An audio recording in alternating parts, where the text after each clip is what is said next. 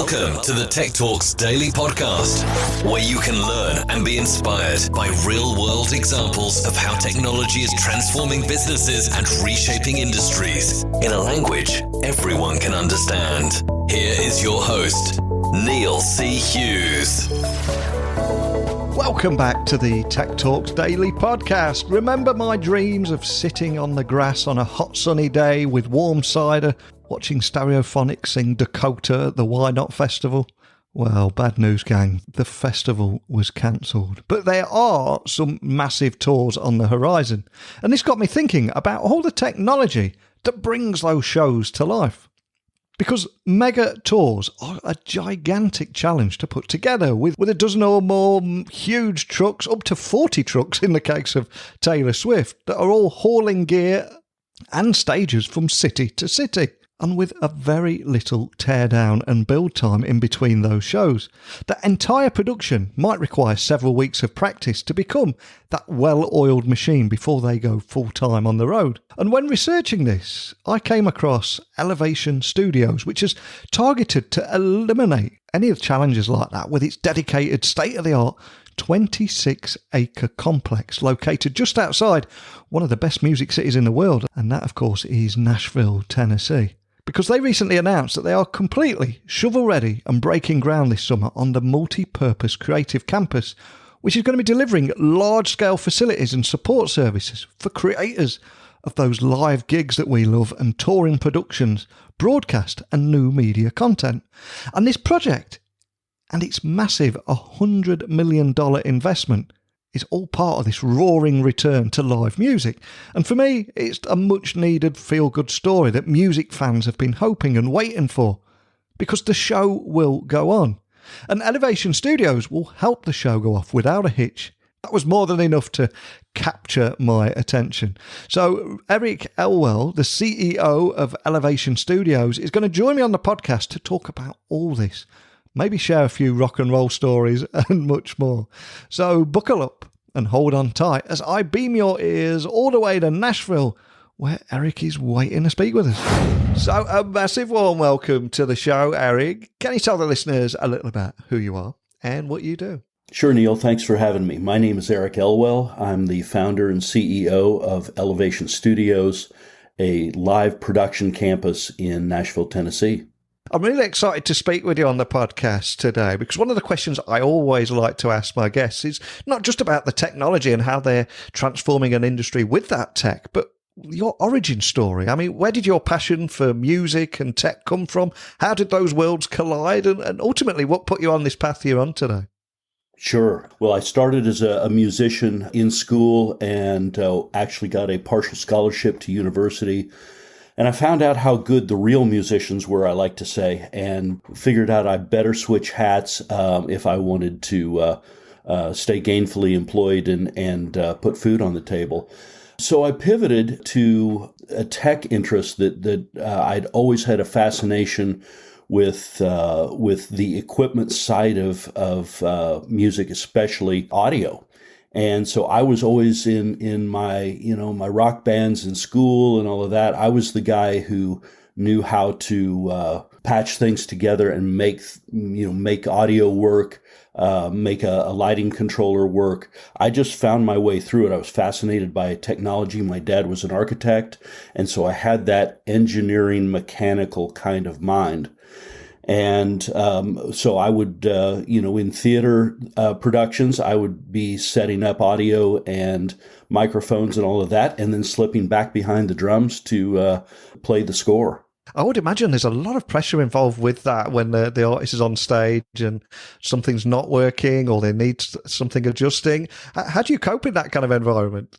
It's a high wire act, and it actually is, for me, for people who thrive on this kind of thing, especially in critical positions like mixing the show, which is where I found myself later in my career.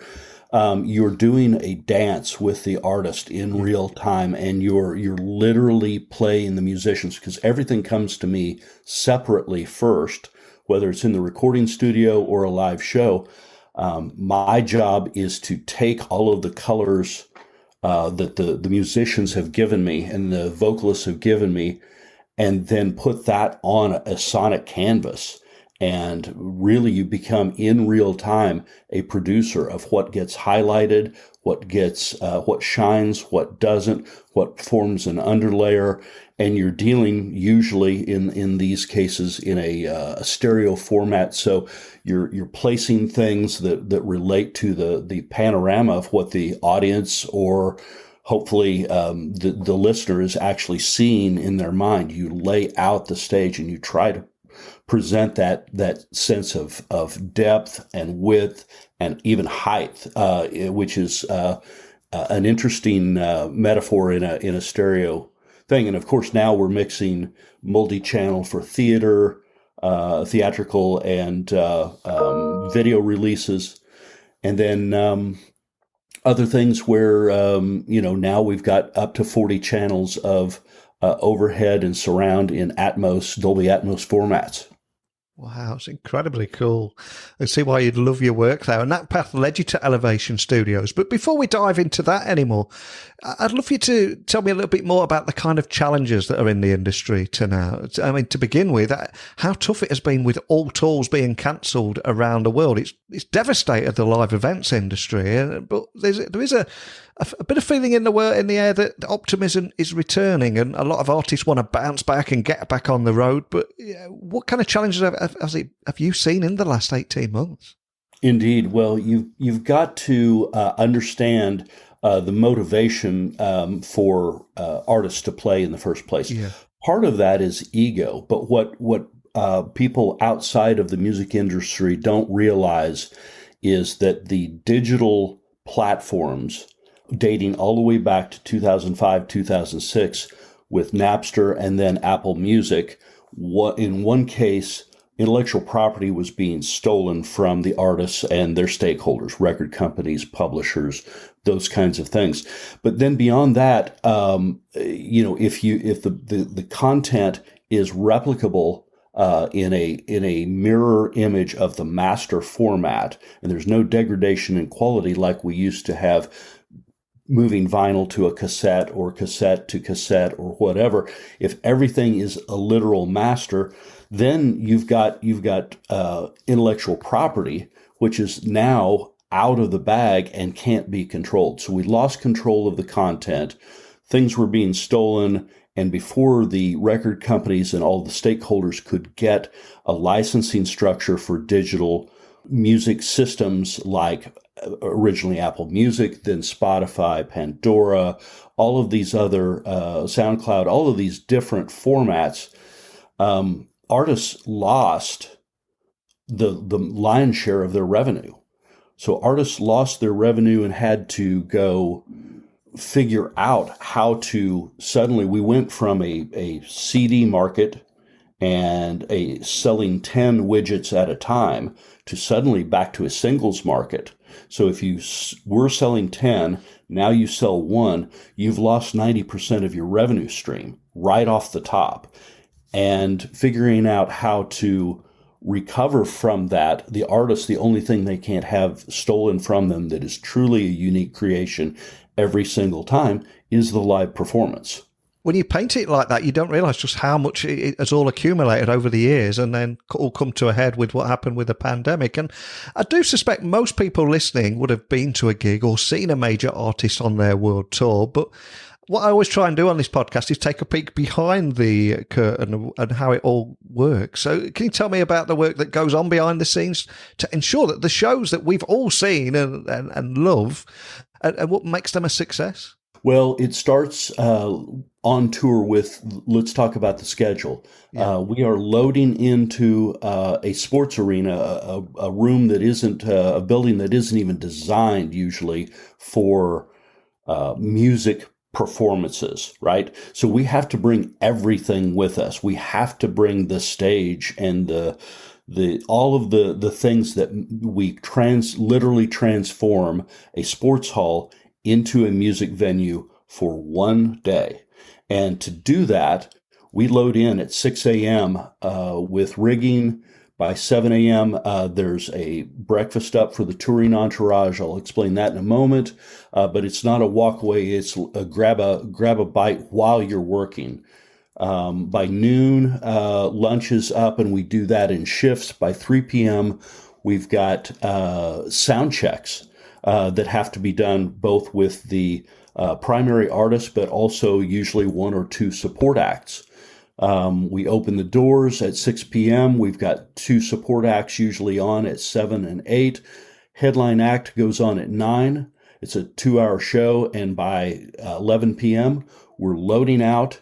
We've gotten the audience out of the building. The trucks are backed up to the docks, and we start a load out. And by 2 a.m., the truck is packed, and we're rolling to the next city. This is how a tour operates. And we sleep on these specialized motor coaches that are outfitted with beds. And usually, the people that are involved are getting 4 to 6 hours worth of sleep per night before they have to do it again the next day.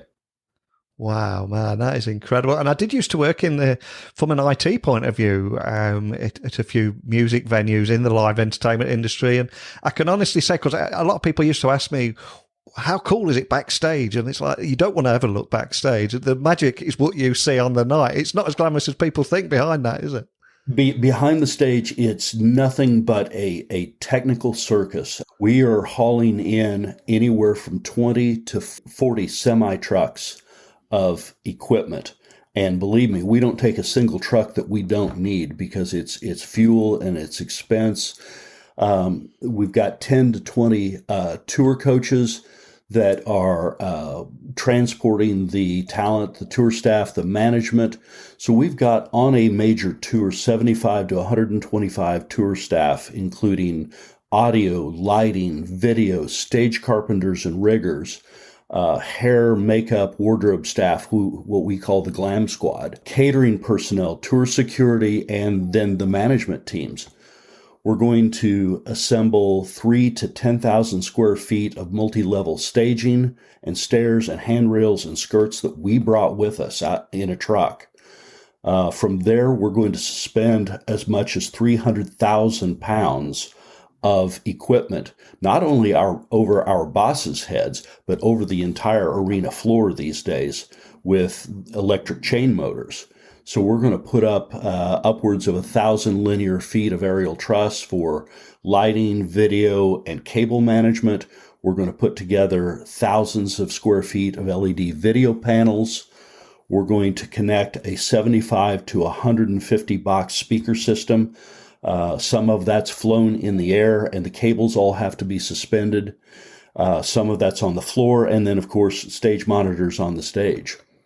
We've got 200 to 500 lighting fixtures with power and data cables. Those all have to be powered, and we'll talk a little bit more about those.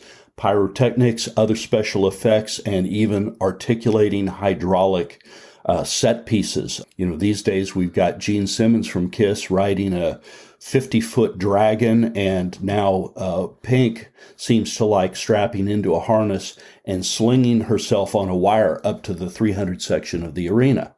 So these are all the things that happen backstage that require a great deal of planning, a great deal of safety in mind. A hell of a lot of technology as well, which is incredibly cool. And I'm curious, though, where does Elevation Studios fit in the industry? What problems are you solving for the artists here? Well, Elevation Studios is a multi-purpose creative campus where we deliver large-scale facilities and support services for creators in the live environment, for touring productions, for broadcast, and even new media content creation. We're assembling a 26-acre private campus that's set in nature and designed to inspire creativity and innovation at the same time. We're delivering resources that are needed by these acts who are transient. Think of it as a technical transient hotel. People come to us, stay to prepare their tour systems and to rehearse the cues and all of the things that have to happen flawlessly over the performance time. So we've created state-of-the-art facilities centrally located in Nashville, Tennessee, which is the largest music business ecosystem in the world, and home to many top entertainment businesses recording artists, and most importantly, veteran production crews. We've got a team that has over 100 years of collective entertainment management and touring experience. And we've poured all of that intelligence into every concept, every design, and personalizing the experience so that our clients can come in and do what they need to do and get a tour safely and efficiently out on the road. And as this is a tech podcast, can I also ask a little bit more about the technology that brings these shows to life, and ultimately how you guys are leveraging technology at Elevation Studios too? Sure. Well, in my previous incarnations in the pro audio world, I was deeply involved with a company called Harman Professional, the parent company of JBL, the largest audio manufacturer in the world, and I worked at the national level for them here in the States. We're using technology in every facet of the show, specifically the audio PA tuning is all done via computers. We're actually designing systems that use predictive analysis in putting the energy, the waveform energy, exactly where the audience is and keeping it off of boundaries, reflective boundaries, so that we don't overly excite the room. So we're looking at very specific alignment and coverage issues. And then even all of our audio delivery is over IP now.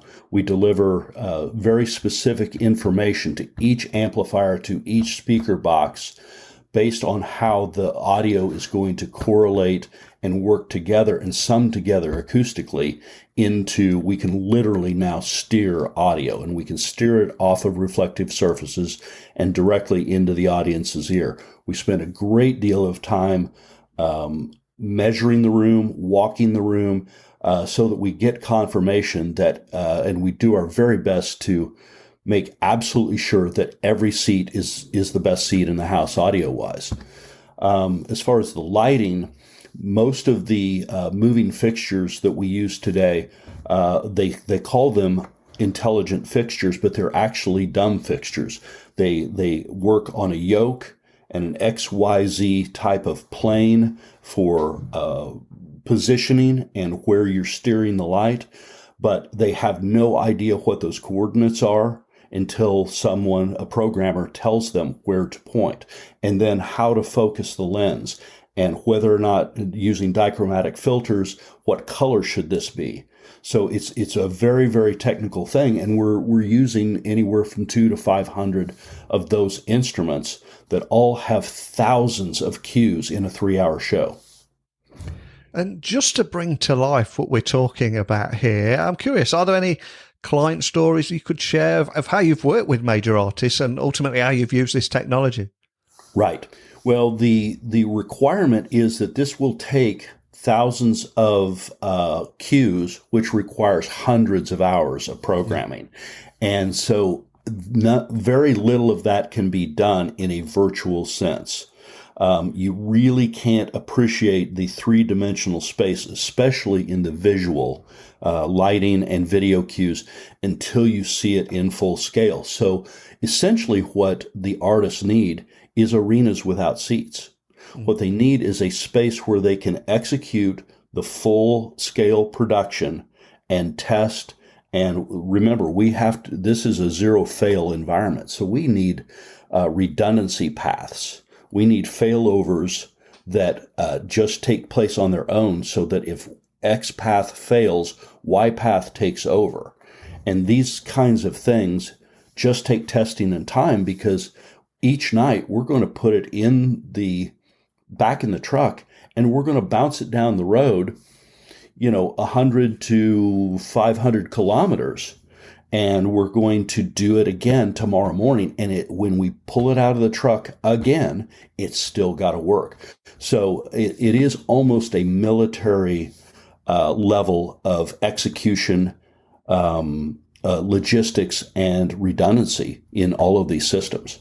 It's phenomenal what you're able to achieve, and night after night. And here you have created a single solution for talent and crews to create, rehearse, tour and broadcast live entertainment across the world. But Are you noticing an increase in demand now? Because there has been a lot of talk of the devastation to the industry, but is it looking more promising? Absolutely. My talent agent friends tell me that they have never seen demand like this. All of the artists want to get out and play. It's the lifeblood of their revenue, but equally the consumer demand just has been illuminated like I've never seen in my 30-year career. People realize what they lost in not being able to assemble together to hear music. And there's an interesting amount of study going on around this. The neuroscientists are looking at what is the driver that makes us want to assemble and create such remarkable experiences when people get together and experience something together. And this all goes to an experiential level that can't quite be explained. I don't know if we're swapping pheromones through sweat or what is exactly going on. There seems to be a real sense of a deep human need for a tribal experience that is cultivated by music. It's something that we don't cognitively understand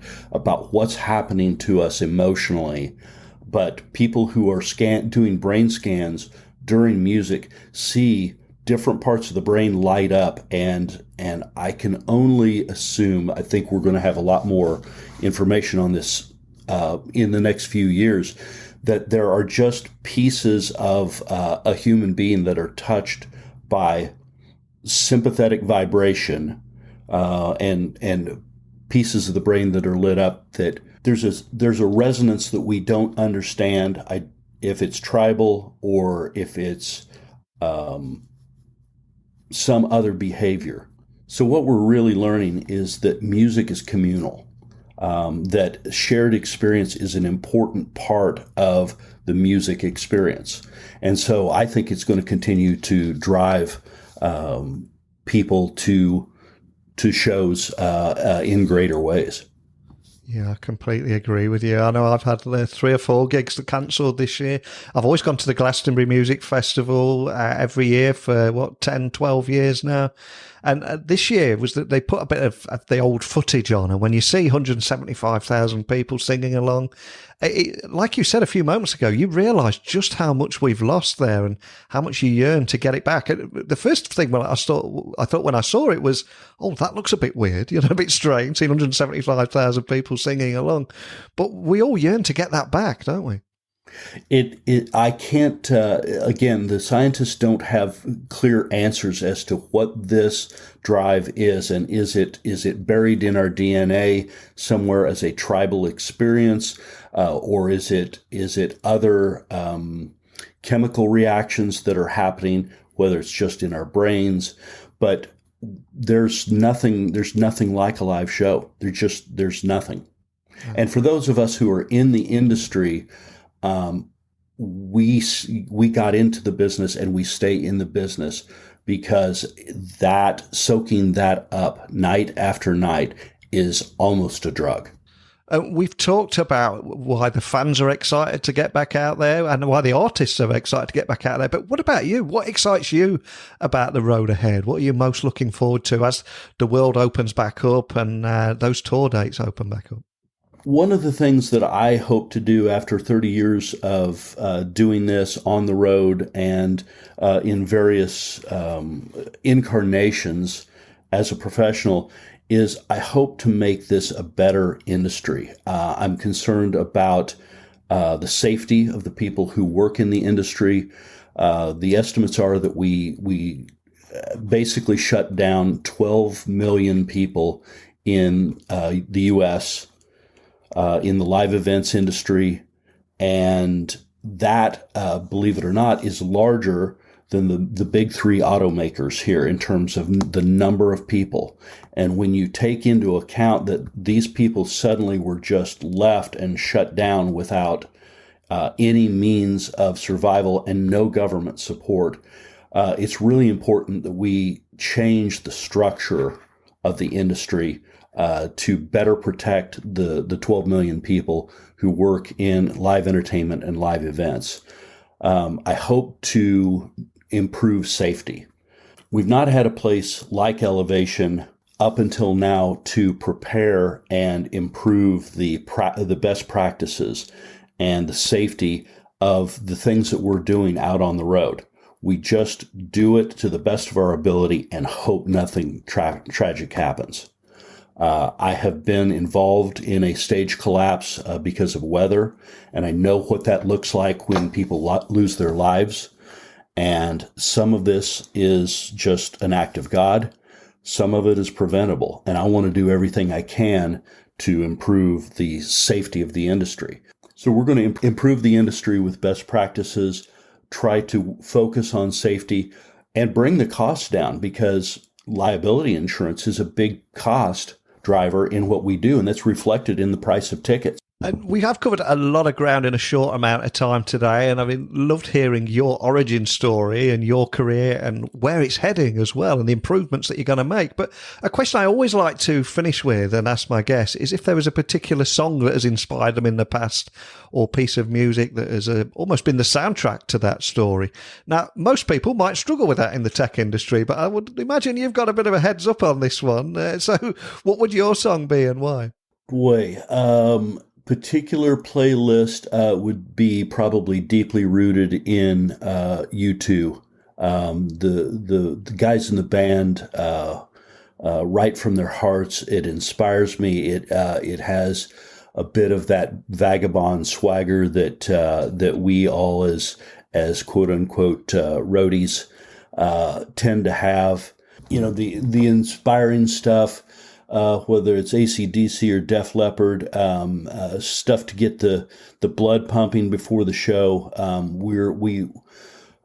We feel like we're somewhat athletes along with the people on stage, and we're all kind of going into battle together. And there's nothing like hearing the stage manager call house lights over the radio, and the audience is already buzzing, because they kind of sense activity backstage and putting the people in place. And when the house lights go and you're in the center of the arena and the audience erupts, there just really is nothing like that feeling. And as the front of house mixer, I've got my hand on the throttle of a 747, and that first hit is just, it's something you don't forget. Yeah, there's a lot of bands really channel that energy as well. I saw Metallica once. I think they always come on to Ennio Morricone's Ecstasy for Gold, and you can almost feel that vibe and everyone in it together and preparing to go on stage. I think it captures that moment perfectly. Absolutely. Usually the artist has we have a pre-roll of some kind. We've gotten very theatrical with this. It doesn't matter the type of music. And there's a big tee up to that reveal and that expectation.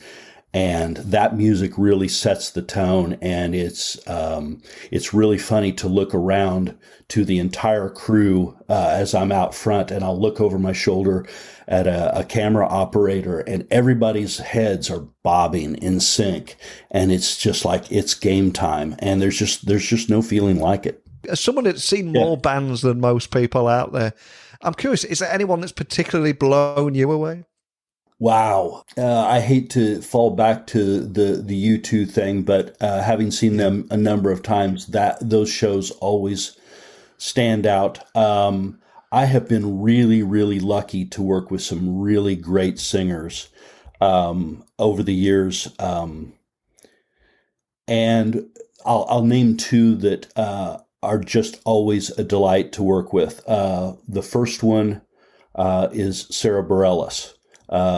Wonderful songwriter, an amazing thinking woman who I worked on the release of her hit album Brave, and the release of the promotion of that record in an acoustic setting, and she just floored me every night with her wit, her charm, and especially the way she just sang her ass off every night. The second person that I would name would be my old boss, Jennifer Nettles, who's a wonderful singer as a solo, and she's one half of the country band Sugarland. And that, if you have not heard Jennifer Nettles, she's a multi-talented threat. She's done Broadway, she's done her own amazing work, but as a singer, she is just absolutely gifted. And I can't leave this without probably naming the kindest, most gracious artist that I've ever had the opportunity to work for, and that's Amy Grant. So I'm really, really lucky to have worked with a number of really great people. I've mixed shows everywhere from the White House to Dodger Stadium, and 6 continents around the world. And I just get to pinch myself every day because those memories are just something I'll always have with me. What a fantastic story and a beautiful end to the podcast. But before I do let you go, for anyone listening that wants to find out more information about Elevation Studios, the work that you're doing, or contact your team, what's the best way to, what's the best starting point to find you guys? Sure. You can find us on all the major social channels. Just put in Elevation Studio and you'll find us very quickly on Facebook, Instagram, Twitter, or LinkedIn. But the most direct contact would be to just go to our website, which is elevationstudios with an S.co. Don't put in .com. We're very international over here. Love that. I'll add that to the show notes so people can find you nice and easily. And like we said at the very beginning, mega tours are a gigantic challenge to put together, with likely a dozen or more semi-trucks hauling gear from stages from city to city. And I'm thinking artists like Taylor Swift, who is big in Nashville, of course, is up to 40 trucks. It's just phenomenal what you do and how you put it together. But I loved hearing your story, where you're taking the industry, and more than anything, just thank you for taking the time to sit down with me and share it with me today. Oh, Neil, thanks for the opportunity. I've been listening to your show since I got this invite, and I feel way, way out of my league with the guests that you've had. Just brilliant leaders across so many tech industries, and here I am, just a music guy trying to put a show together. Oh, you are so much more than that, but thank you so much for joining me. Wow, what an amazing, inspiring and humble guy. Eric has been officially added to the cool guys I want to share a cold beer with list. But over to you. I mean, what is the best technology that you've seen at a gig or a big live tour? Please, I implore you to share these stories. It's why I record this podcast every day, honestly, to hear your stories and what you've experienced, especially on a subject like this about music and technology. Man, that's what I live for. So please email me, techblogwriter@outlook.com, tweet me at Neil C. Hughes, and my website is techblogwriter.co.uk. But I guess it's that time of the night where I sign off like a rock star and say, thank you, Nashville, you've been amazing. And a big thank you, of course, to each and every one of you for tuning in. But until next time, don't be a stranger. Thank you for listening to the Tech Talks Daily Podcast with Neil C. Hughes. Remember, technology works best when it brings people together.